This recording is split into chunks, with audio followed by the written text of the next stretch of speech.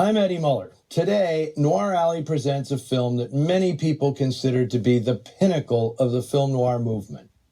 I am often asked, what is the definitive film noir? And there are only two possible answers: Double Indemnity and the film we're watching today.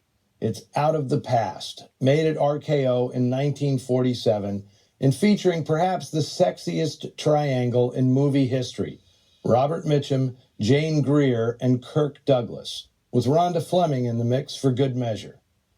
Unlike Double Indemnity, made at prestigious Paramount with much fanfare and an A-list cast, Out of the Past wasn't meant to be much more than a hearty but typical B-plus programmer, a specialty of the house at RKO, which I like to call the House of Noir.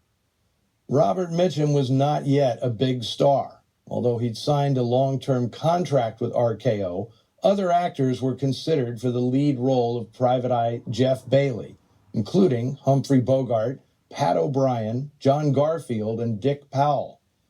But after a string of exceptional films, including the story of G.I. Joe, Crossfire, and the noir-stained western Pursued, Mitchum had forged an undeniable screen presence, even if his laconic acting style was denigrated by co-stars like Katharine Hepburn. Mitchum was 29 when he made this film, a hepcat way ahead of his time. Undeniable also applies to his co-star, 30-year-old Kirk Douglas, appearing in only his third film, but making his character, smarmy gangster Whit Sterling, one of the most memorable villains ever. It was Douglas's third film, but it's the debut of his big screen persona. Accent on the big.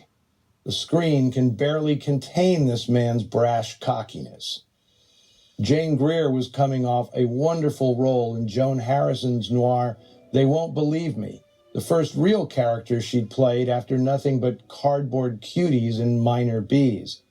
She's only 22 years old here, but under the direction of Jacques Tourneur, Greer becomes a femme fatale for the ages, right up there with Barbara Stanwyck's Phyllis Dietrichson. The blueprint for this all-time classic was a then unpublished piece of pulp fiction called Build My Gallows High by Jeffrey Holmes, the pen name of former newspaperman and Private Eye Daniel Mannering, born in Oakland, California in 1902. A number of writers took a crack at adapting the book, including James M. Cain, the author of Double Indemnity.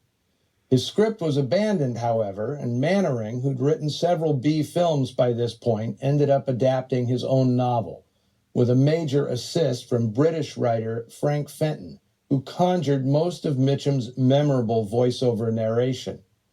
Credit producer Warren Duff with guiding the script through these numerous iterations and for picking the perfect combination of director and cinematographer to bring it to life.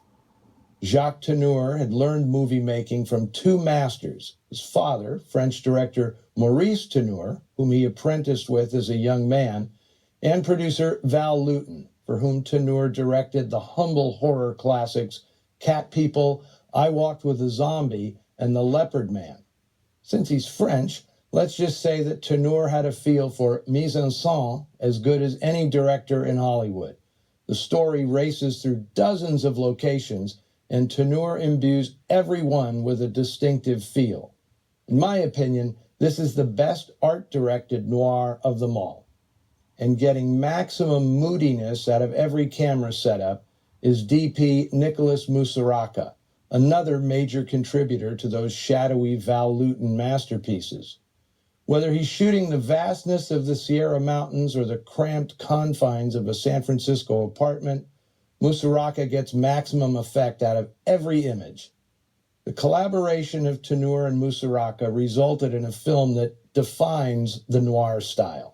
Out of the Past got good reviews when it was released in late 1947, but no one could have predicted the reputation the film would accrue over the years. Once film scholars recognized noir as a major artistic movement in the history of Hollywood, Out of the Past was soon revered as an exemplar of the form. It became so well known and loved that Robert Mitchum and Jane Greer reunited for a sketch parody of the film on Saturday Night Live 40 years after they'd made the original. Greer also appeared in a 1984 remake called Against All Odds, playing the mother of the woman she played in the 1947 film. But nothing can top the original. It is 100 proof noir, but goes down, oh, so smoothly. Enjoy Out of the Past.